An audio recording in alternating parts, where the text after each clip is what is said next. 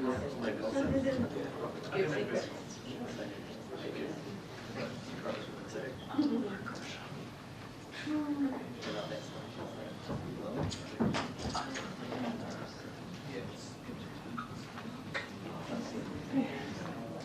you.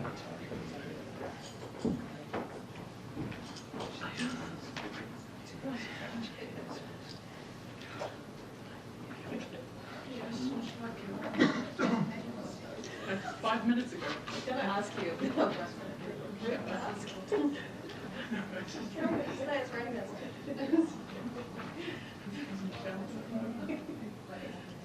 Why do you rush?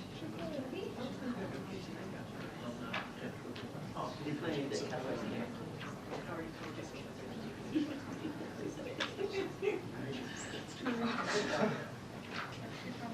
Good job, everybody.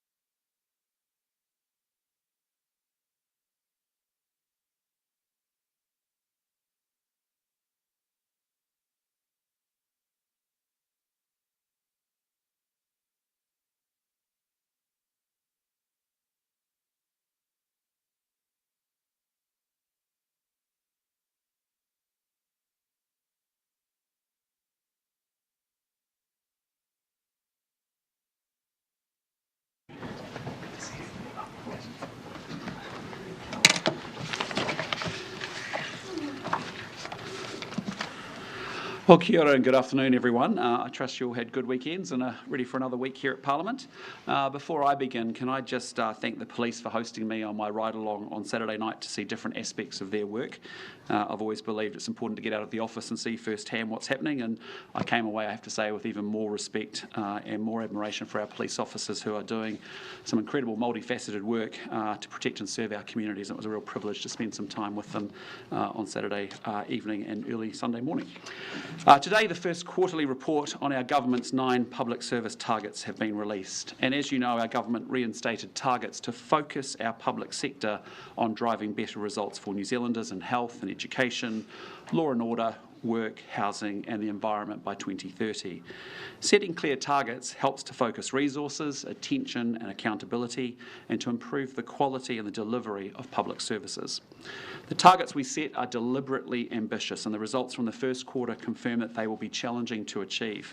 But it's a challenge that our government is up for because better results are what New Zealanders expect and deserve. We're making some good progress on our emergency housing target. Our target is 75% fewer households in emergency housing by 2030. The results for this quarter show that we've already reduced the number by 34%, and there has even been a little bit more progress since then. One key part of our plan to address the failures of emergency housing is the Priority 1 category, which we introduced in April, and it puts families with children who have been in the emergency housing for longer than 12 weeks to the top of the social housing wait list. There are now more than 1,000 fewer children growing up in motels because of our plan, and I'm confident that the results for the next quarter will show some more progress too. But the target that I do want to focus on a bit more today is our violent crime target. Restoring law and order is one of our top 3 priorities as a government because crime has been increasing in the last few years. And Kiwis do deserve to feel safe in their homes, their businesses and their communities. We set ourselves a target of 20,000 fewer people being victims of an assault, robbery or sexual assault by 2029. And the results from the first quarter are based on the New Zealand Crime and Victims Survey, which asked respondents of their experience of reported and unreported crime over the past 12 months. Over the period that the latest survey was taken, almost 30,000 more people have experienced violent crime. And due to the way that the information is captured and reported, any violent crime reported in the latest result could have been experienced between July 22 up to June 24, over 2 years. This result adds fresh weight to previous data from police, which also showed a concerning rise in reports of violent crime in recent years. And it's also further proof that the previous soft-on-crime approach has emboldened offenders and created a crime wave that will take a much tougher approach to stop. We've already announced a raft of measures that we're taking to restore law and order, more cops on the beat, stronger powers for police to go after gangs, and support for serious young offenders to turn their lives around. And today we have an update on our pre-election commitment to hold offenders accountable through sentences that better reflect the seriousness of a crime. Victims and the public lose faith in the justice system when criminals receive such hefty discounts to their sentences that they don't reflect the harm caused. I'll now pass over to Justice Minister Paul Goldsmith to talk you through our sentencing reforms. Thank you, Paul. Thank you, Prime Minister. We've set 2 clear targets in law and order, ensuring there are 20,000 fewer victims of violent crime by 2029, alongside reducing serious repeat youth offending by 15%. We've been clear from day one, we want to return the victims of crime to the heart of the justice system. A big part of that is denouncing illegal acts and ensuring there are real consequences for crime. We've had a large and busy justice work program, part of which involved sentencing reforms I revealed in June. I'm pleased to announce Cabinet has agreed to all of these proposed sentencing reforms and to introduce them to the House this week. These reforms have 3 key objectives: making sure punishment fits the crime, restoring the principle of personal responsibility for offending, better recognising victims, particularly those who have suffered through years of increasing retail crime. These changes will lead to tougher sentences. That is our intention. So let me recap the specifics. Firstly, we're capping discounts at 40%. In recent years, we've seen more and more serious crime coming before the courts. However, at the same time, we've seen a reduction in the use of imprisonment and shorter prison sentences overall, much to the dismay of victims. This trend, which results from more generous sentence discounts, risks undermining public confidence in the justice system. We're also introducing a sliding scale for guilty pleas. This will help reduce the number of victims forced to prepare for and endure the stress of trial proceedings and make it clear that late pleas will not bring big rewards. Repeated use of sentencing discounts for youth and remorse will become a thing of the past. Such discounts run contrary to the principle that offenders, like everyone else, should learn from and take responsibility for their actions. We're also setting a clear expectation that cumulative sentences should generally be imposed for offending on bail, in custody and on parole, as committed to in the National New Zealand First Coalition Agreement. Those who continue to offend on bail, in custody or on parole show a disregard for the criminal justice system. As per the National Act Coalition, a new aggravating factor is being established to address offences against sole charge workers such as dairy owners, as well as those whose home and businesses are connected. From 2019 to the end of 2023, the total number of reported victimisations in retail locations increased by 86%. And there was also a 72% increase in victimisations relating to sexual assault.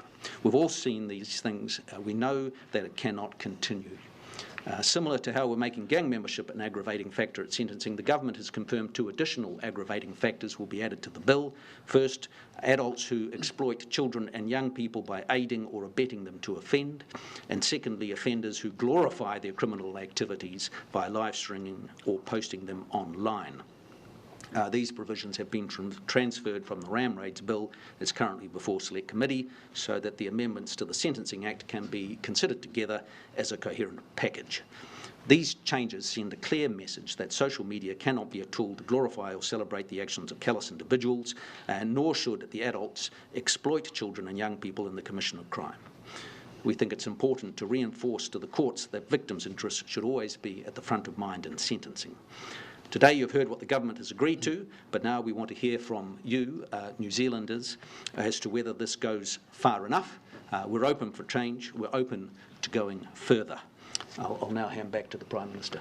Well, thank you, Minister Goldsmith. The bottom line is that New Zealand is a society that comprises of both rights and responsibilities, and rights and responsibilities help make our society fair, and they make it safe for everyone.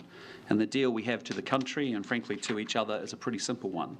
You can't just take the freedoms and the rights of being a Kiwi without also taking on the duties and the responsibilities of being a Kiwi too. And sure, if you make a bad decision, you should have the opportunity to turn your life around. But if you continue to make bad decisions and deploy violence, creating more victims and more hurt for your fellow citizens, then very serious and much harsher consequences are coming your way. As you've heard, we're making significant reforms to sentencing. The message is clear across all of these reforms. Offenders must be held accountable for their actions, and there must be real consequences for criminal behaviour to protect victims. But as the Minister said, we are open to going even further. We want to hear from victims and we want to hear from the public whether there is more that we can be doing. And I encourage anyone who has ideas, who has feedback or thoughts to be part of that Select Committee process.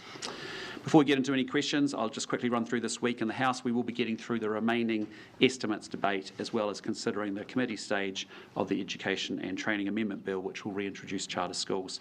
And with that, we're happy to take your questions. You've said that the previous government was soft on crime, but you've stolen their homework in a couple of these sentencing aggravating factors. Which is it? Were they soft on crime, or did they have good ideas on crime? Oh, there's no doubt that the previous administration was incredibly soft on crime. The message came right from the top, and that's why you saw a very big increase in crime.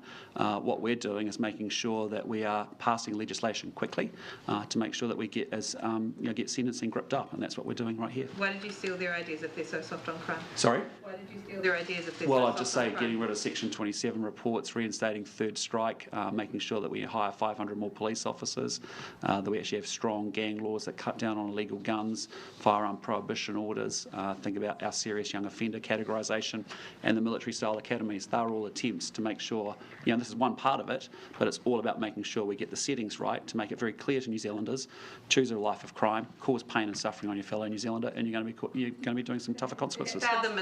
Perhaps could the Minister explain why you've chosen to adopt those Labor laws?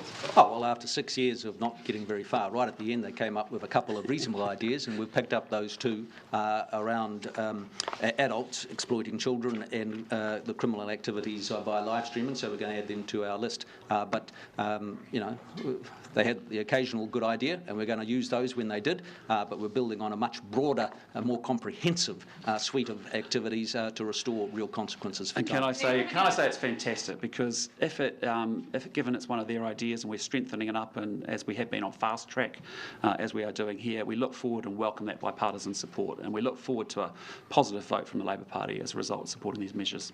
30,000 more. Sorry, Joe? 30,000 more victims from violent crime when the target's obviously 20,000 fewer. Yes. How big a problem is this going to be, and at what point, what is the timeline, do you hope, at least, to start seeing that number coming down rather than continuing to increase? Yeah, look, I mean, I've set these targets, and the reason for the targets is, yes, the targets are important in themselves, absolutely, but actually it's about the conversations that it's driving inside the public service and amongst the ministerial groups on these portfolios. And so we are monitoring these targets. I have sessions with the ministers, with the CEOs, myself. We're saying, what more can we be doing? And in this case, we've got this going the wrong direction. And so we've got to actually get this target stabilised, and then we've got to start trunking it down.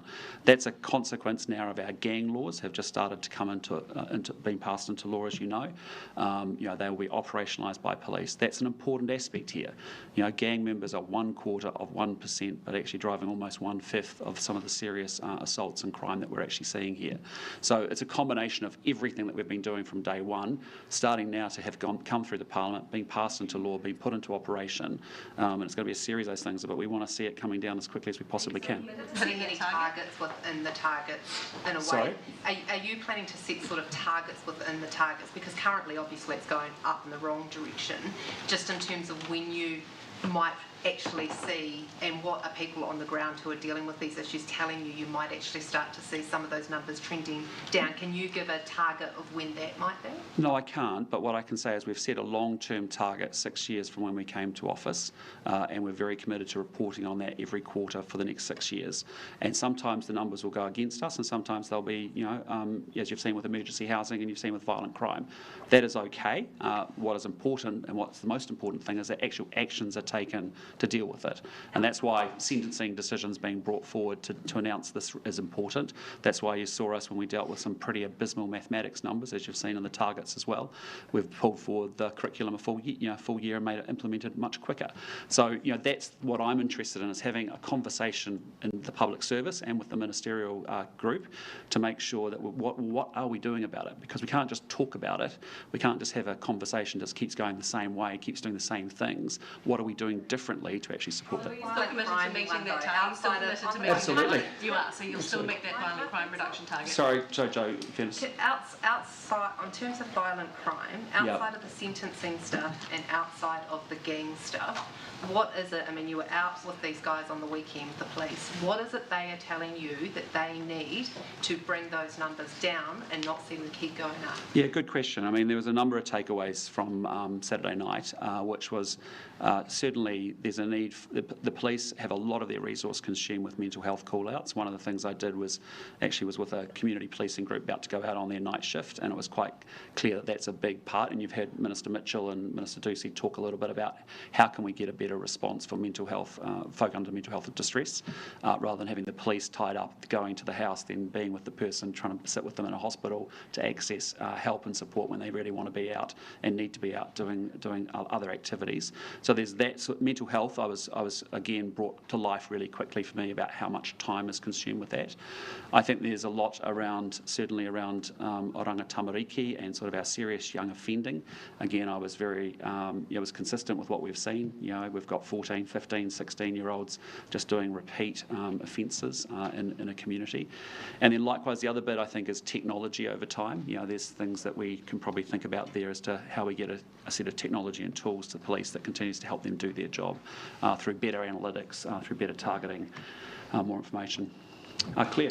Have you had any assessments done yet on what the sentencing changes you've just laid out might mean for the prisons muster? Yes, and I'll let Paul talk to that. Yes, the estimates could be around about between 1,400 and 1,700 extra prisoners per annum after 10 years, with a cost potentially around $160 million to $190 million over that period. have the beds?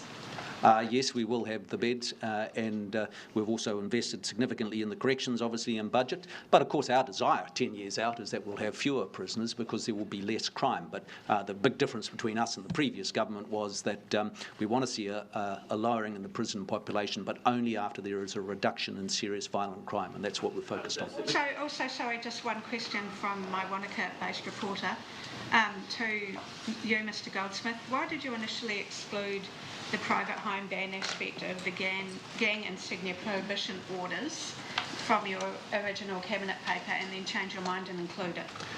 Well, we didn't include private gang display in private property, but then police did make the case that when it came to enforcing the ban, there was a potential problem with people who repeatedly flouted the legislation and were caught. And so what we introduced further down the line was that escalating penalty for repeat offenders. And so if you are convicted 3 times within 5 years of flouting the ban, then you will be subject to this much tougher regime where you can't even possess it in your private capacity.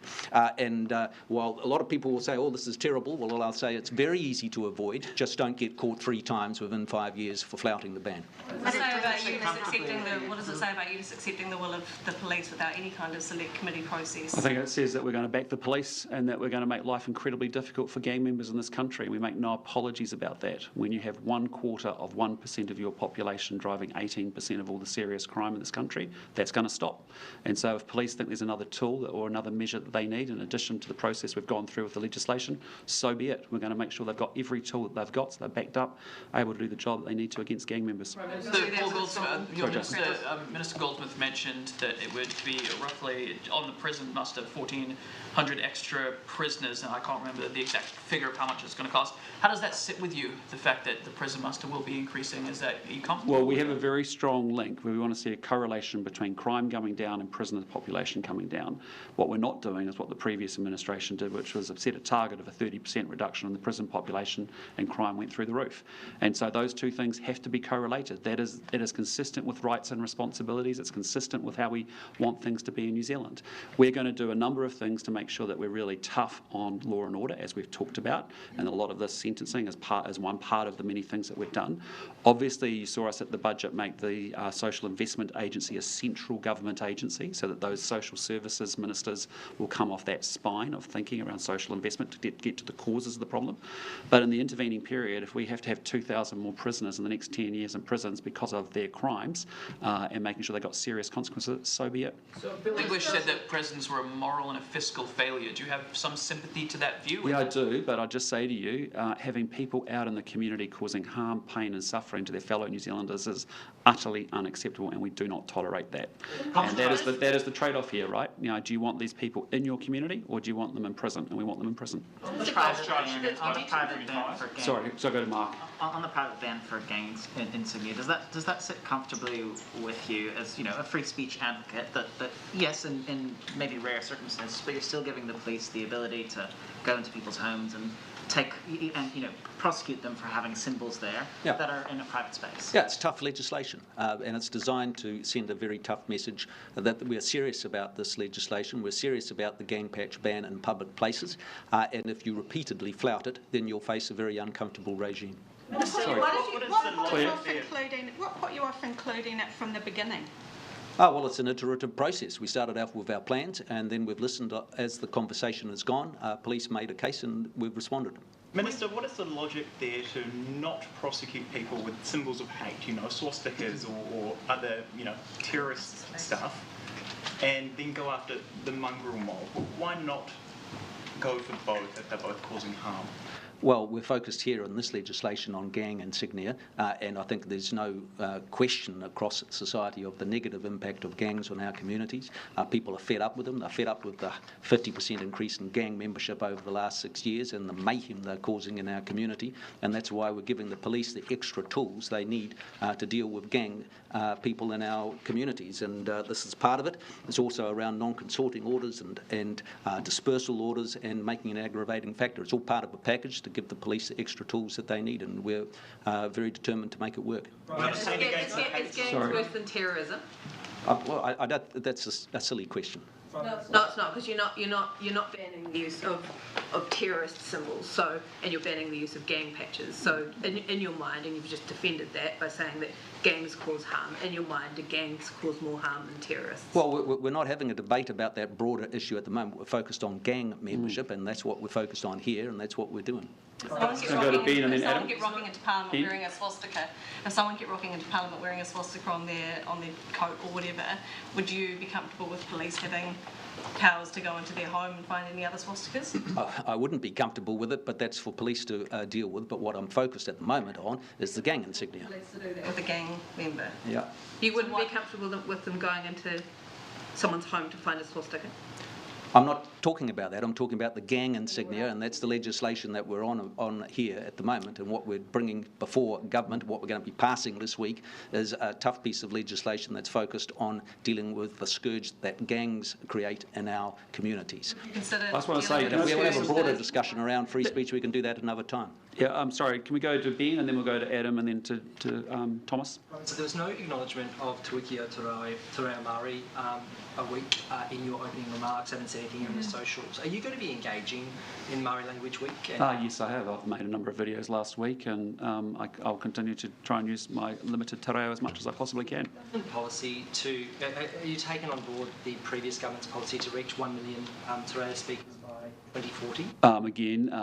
Minister Potaka is working up our policy in that space, but you can see that we want to encourage as many New Zealanders as possible to take up te reo. It's important.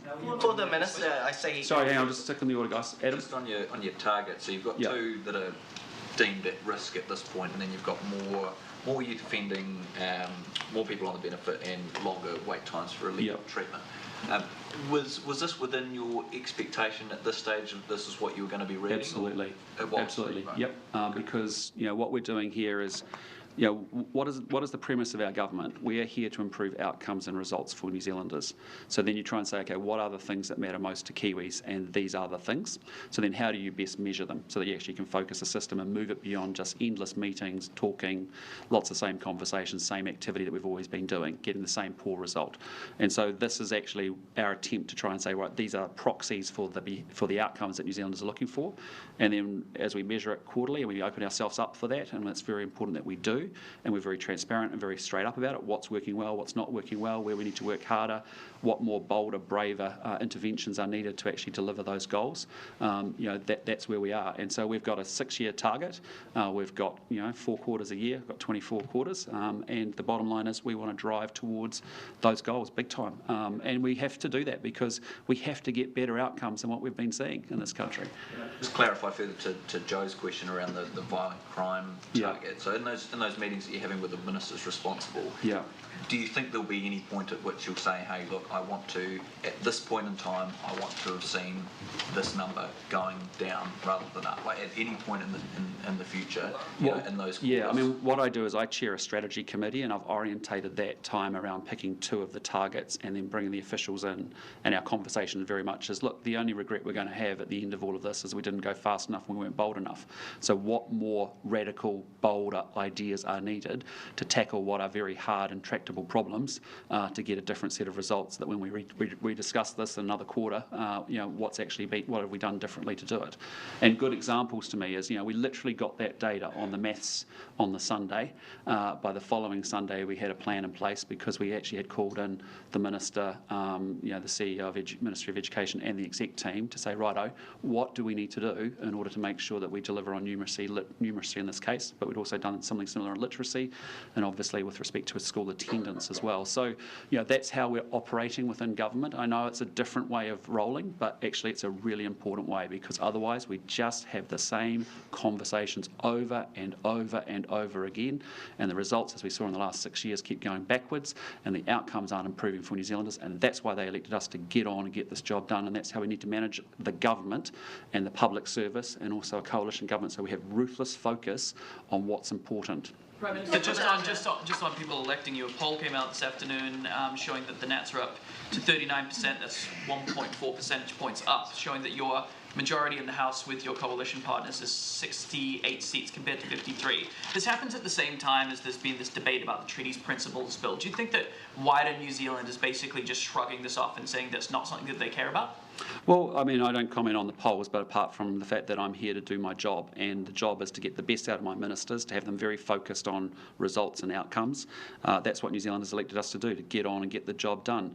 Rebuild the economy, restore law and order, deliver better health and education. I think you've seen that in the 10 months that we've been in office, that we actually are taking that really seriously. We organise everything in government around those goals.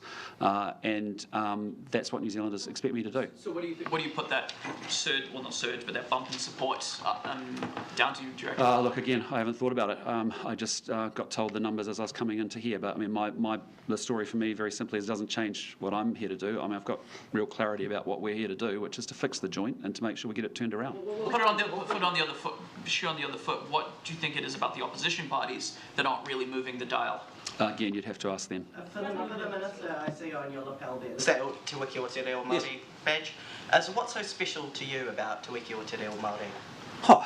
Look, I think it's a very, obviously, hugely important part of our culture. I think it's a good opportunity for everybody to, if they're interested, take stock in learning something new. I'm going to try and learn a whakatoki a day over the week. I've got one for today, which is o kia ururorotia, which is fight like a shark, which is what we have to do every day in this place.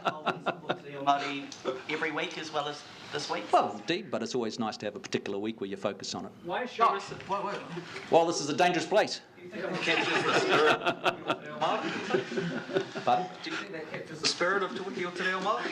The forever language. I think no. On data, you mentioned 80%, excuse me, about 80% more RAM raids over the period of 2019 to 2023. What data are you drawing on there? Well, it's police figures that we've come from, and the other figure that we use for the target, of course, is the victimisation survey, but it's the police figures we're relying on. Why are you not marrying up those two sets of data? Because you relied quite heavily on police data when you were in opposition, but you're measuring yourself against the victimisation survey when you're in government. What I'd just answer there is there are sort of what are called output KPIs, for want of a better word, or outcome KPIs, which is what the 9 that we've selected are. Obviously, there's things that feed into them. You know, you would have seen, for example, in the Auckland CBD, we were talking about it yesterday, you know, we've had a drop in overall crime, retail crime, serious crime. We look at, you know, other inputs into it.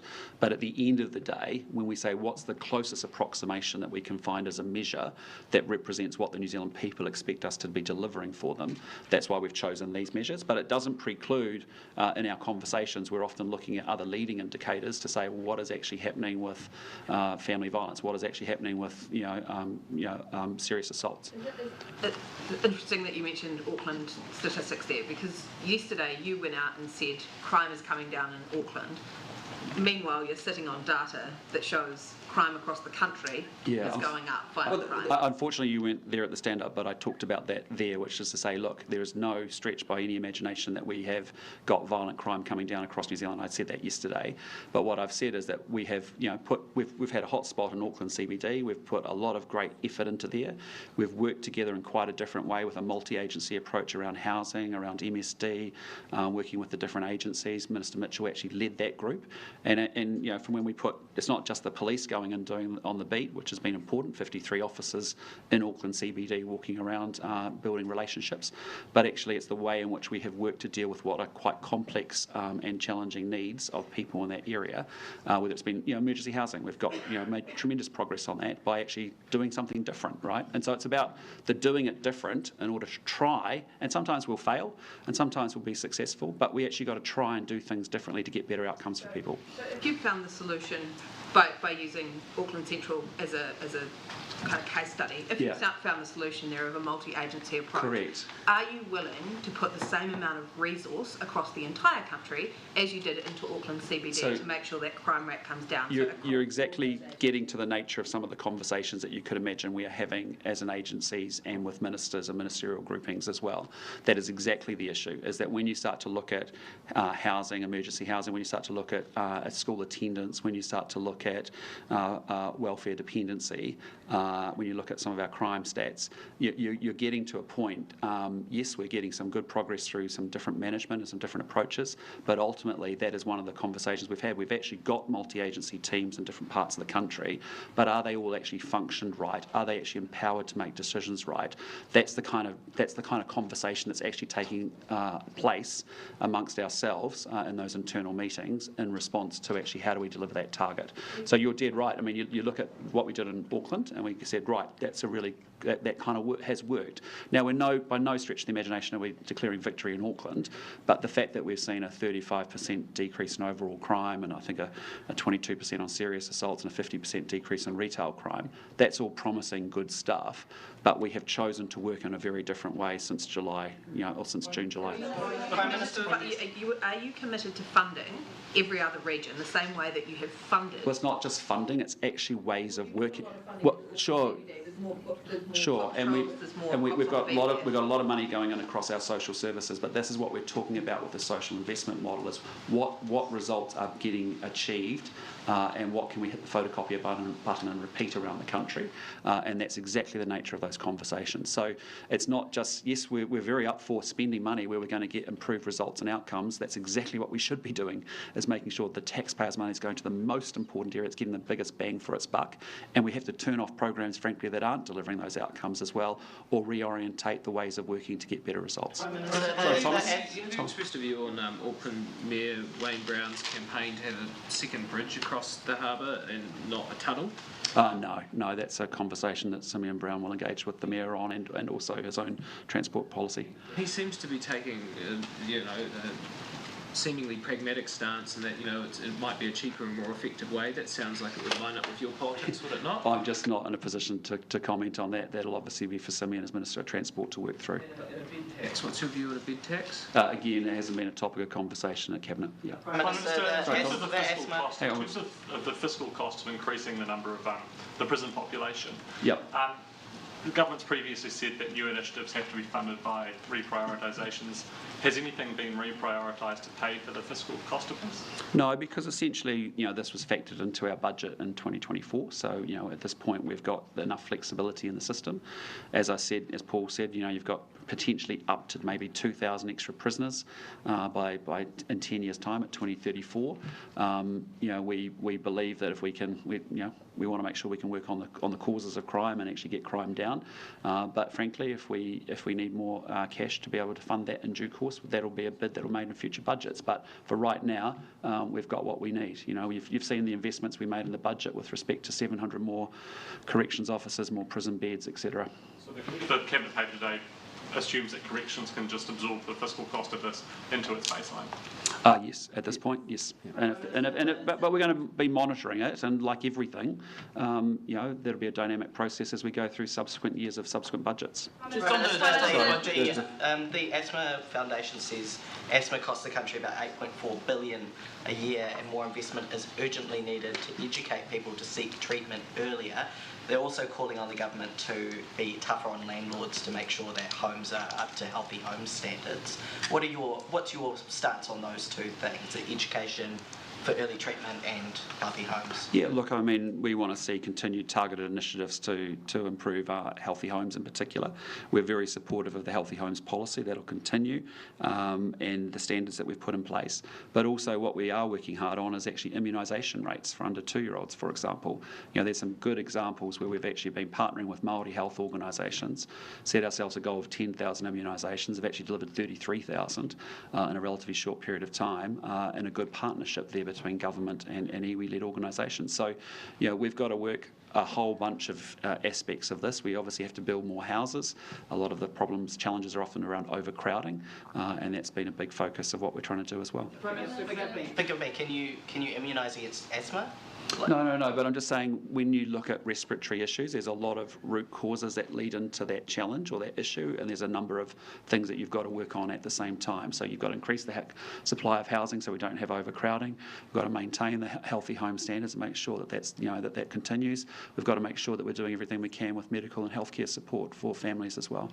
In the budget documents released on Thursday, there was a memo in there from Treasury about the the bid from MFAT in terms of Winston Peters having to save $15 million as opposed to $98 million, and they said that there was no rationale to exempt MFAT from the 6.5%. So I just wanted to pick your brain about that again. Why, if officials are telling you not to do it, did you indeed do it?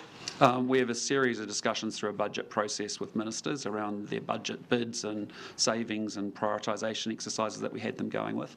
I'm very, very comfortable where we got to with Foreign Affairs, and more importantly, I'm really proud of our Foreign Affairs Minister who's out there doing a brilliant job. What was it that Winston said to you that pushed you over the line to get your way of thinking around to what he was saying? Well, we just run a process. The process on every portfolio with every minister as we're building up a budget.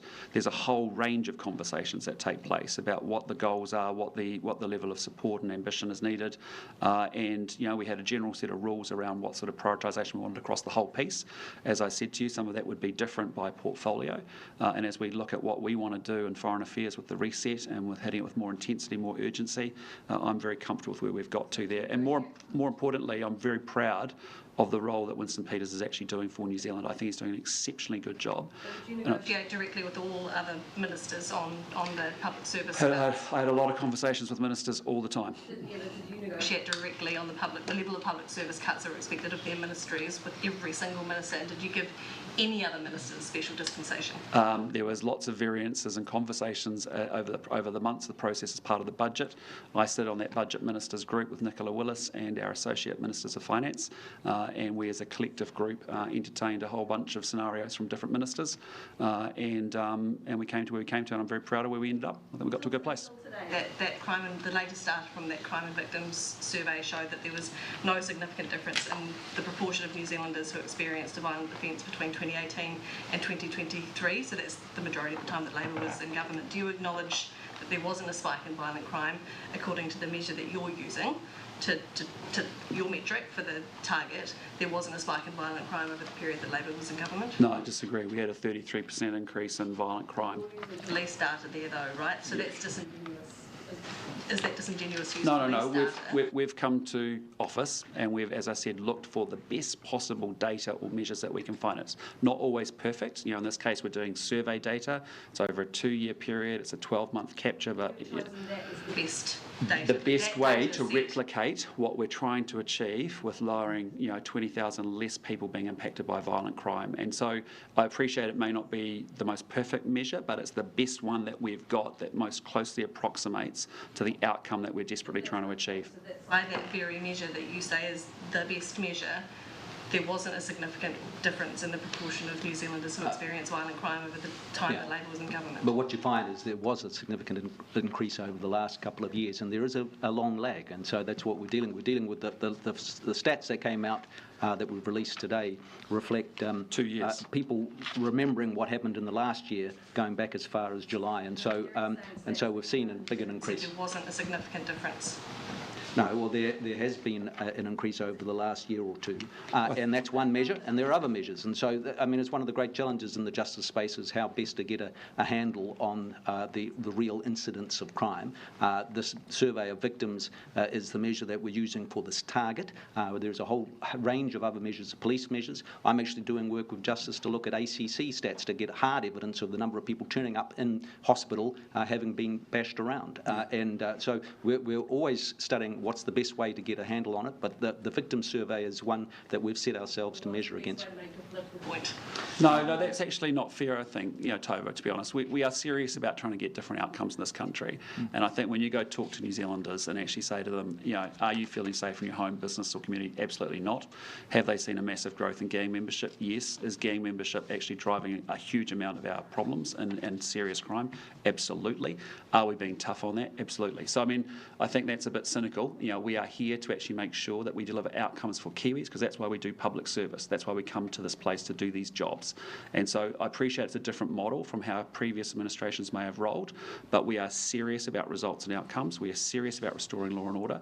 We have measures that I said that are outputs and also input measures that are leading indicators. They are imperfect, but they are our best go to focus our public service and our own government and our own set of ministers on actually what we want them to be doing.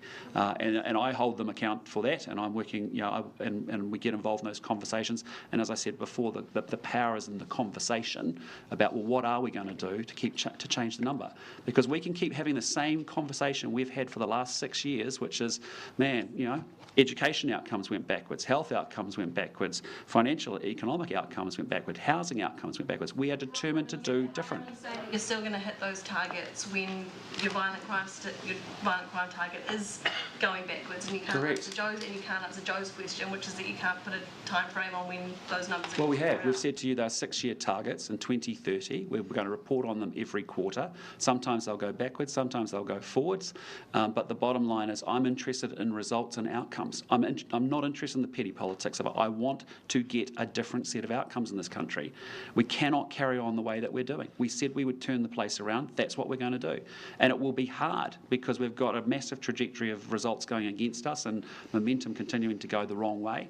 We've got to get that stabilised, and then we've got to put actions in place that drive those results down. So I know it's a very different way of working. It's been different for the public service to understand as well. Certainly in a cabinet sense, you've got a sense of it. We've got clear targets. We have quarterly action plans. We have ongoing dynamic feedback conversations between ministers and CEOs and myself. Prime Minister, just to Minister Goldsmith, are you seeking cultural advice as Maori and Pacifica continue to be overrepresented in youth offending stats to ensure proper support is provided, especially to Pacific and Maori young offenders? Well, yes. I mean, we're very conscious of the fact that Maori and Pacific are overrepresented right throughout the justice system, both as perpetrators but also particularly as victims of crime. And that's why we're working very determinedly to make progress in both the youth crime and in general crime. And both these pieces of legislation, of course, will be coming before Parliament, and there'll be a select committee process and great opportunities for people to have their say from all backgrounds. And we're certainly getting plenty of advice from officials as well, and continuing conversations with groups such as the Iwi Leaders Forum, and these issues come up all the time. Okay, last question, Joe Moore. Would you like a public service commissioner to be announced this month? We are working our way through that, so we'll have something to say about that hopefully shortly. Okay, team, thanks so much. All right. Any update on Aussie Melbourne?